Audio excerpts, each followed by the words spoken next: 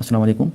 आज हम assistant election commissioner जो कि ग्रेड 17 की पोस्ट हैं उनके सिलेबस के हवाले से और उस सिलेबस में जो सब्जेक्ट्स शामिल हैं वो कहाँ से आपको पढ़ने हैं और उसमें क्या क्या शामिल होगा, तो आज उस हवाले से आपके साथ पूरी इन्फॉर्मेशन शेयर करेंगे। वीडियो थोड़ी लंबी होने वाली है, तो आपसे गुजारिश है कि वीडियो को आखिर तक देखें और इंशाल्लाह इससे आपको बहुत फ़ायदा होगा।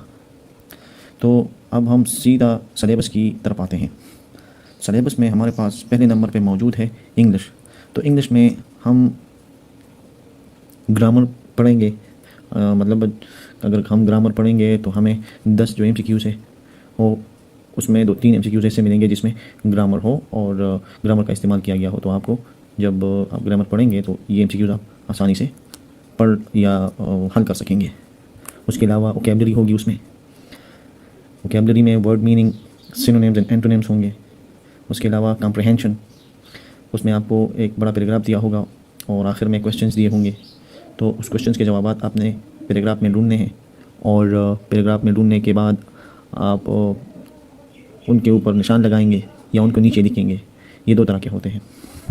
तो कॉम्प्रिहेंशन में आपको जवाब देने होंगे। कॉम्प्रिहेंशन में जवाब ढूंढ कर आपको या नीचे लिखने हैं या निशान लगाने हैं।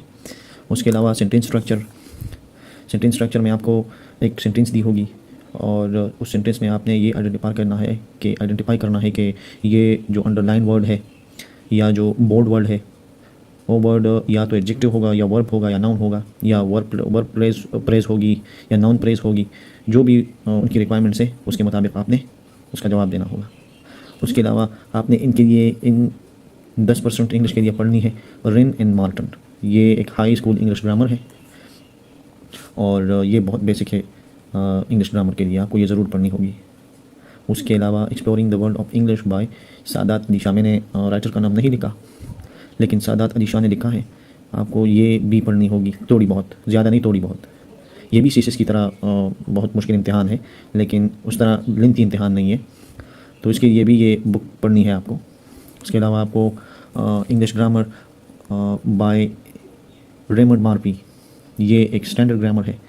अगर ये दोनों book Wren and Martin and Raymond Murphy वाला बुक, 2 बुक्स आप पढ़ेंगे तो इंशाल्लाह ये इससे ये सारे जो पोर्शन है इंग्लिश ग्रामर के वो हल हो जाएंगे।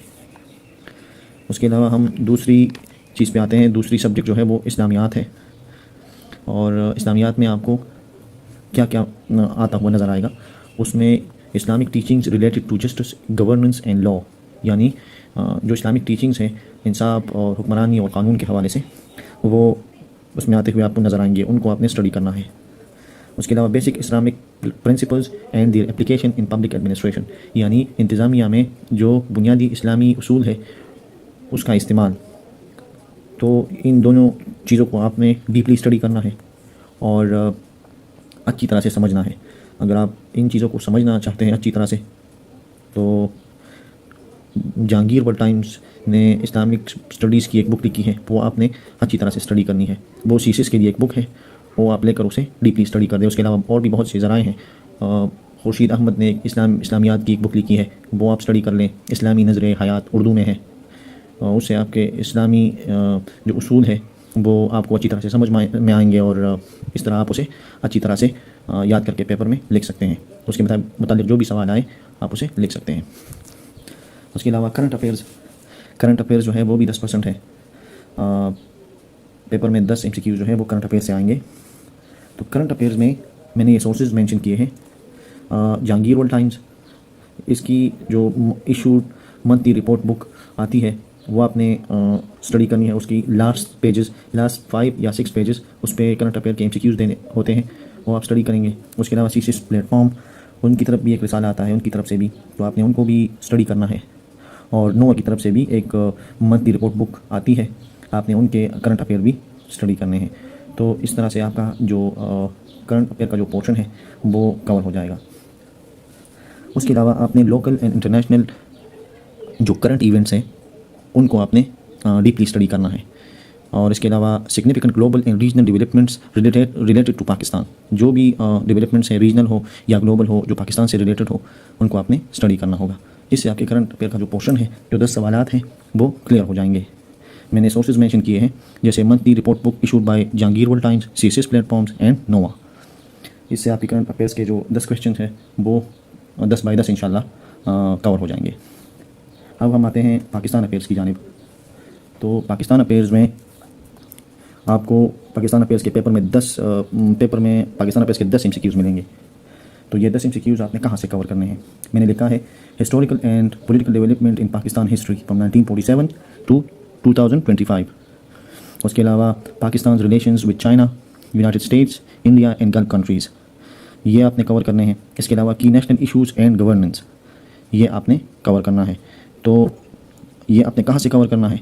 ये आपने एक तो जहांगीर वर्ल्ड टाइम्स के जो मंथली बुक्स हैं वो इशू होते हैं, उनसे भी थोड़ी बहुत गाइडेंस मिलेगी आपको, और उस तरह सीएसएस MCQs से और पाक MCQs जो मोबाइल में एक ऐप है आप उसे इंस्टॉल करके वहाँ से ये MCQs कवर कर सकते हैं।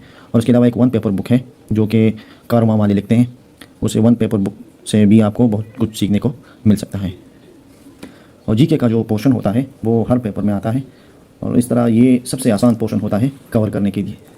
तो इसको किस तरह से कवर करना है, इसको जिस बुक से भी आप पढ़ लें आप याद कर सकते हैं। इसमें कैपिटल्स ऑफ मेजर कंट्रीज़ ये आ सकते हैं, और इसके अलावा करेंसीज आपको याद रखनी होती है, और इसके अलावा कैपिटल्स ऑफ मेजर कंट्रीज जो कि मैंने पहले कहा, world biggest, largest and smallest, वो आ सकते हैं पेपर में।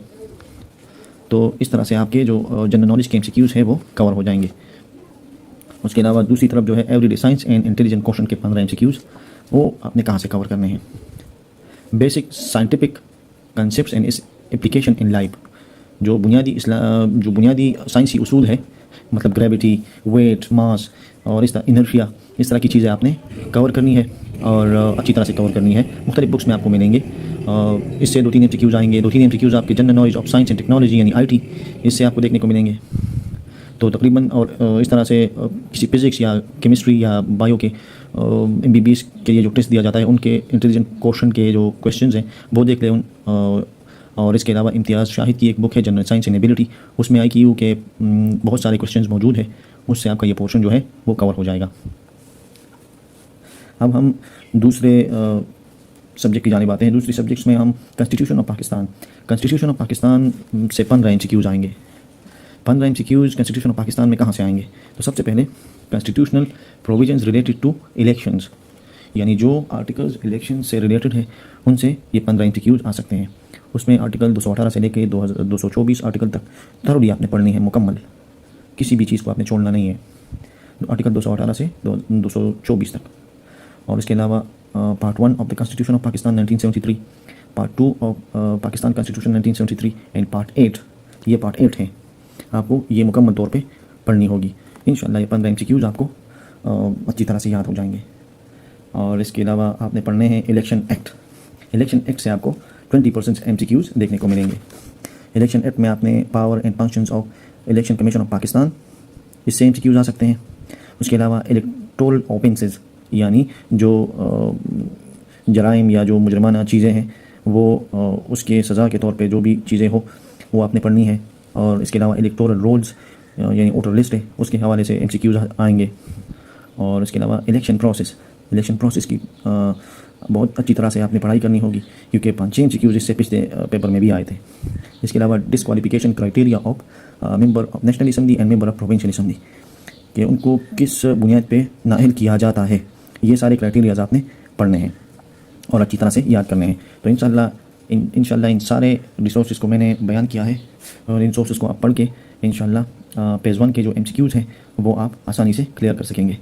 उसके अलावा हम दूसरी वीडियोज़ में हम CSS और PMS के जो बुक्स हैं उनसे वोकेबलरी और इंग्लिश के जो कॉम्प्रिहेंशंस हैं वो निकालेंगे, और इस आने वाली वीडियोज़ में शेयर करेंगे आपके साथ। और उसके अलावा इलेक्शन कमीशन और पाकिस्तान कॉन्स्टिट्यूशन के जो MCQs हैं वो भी आने वाली वीडियोज़ में आपके साथ शेयर करेंगे। तो प्लीज़ सब्सक्राइब करें, और वीडियो अच्छी लगी हो तो शेयर करें, और मुझे भी इजाज़त दीजिए। अल्लाह हाफ़िज़।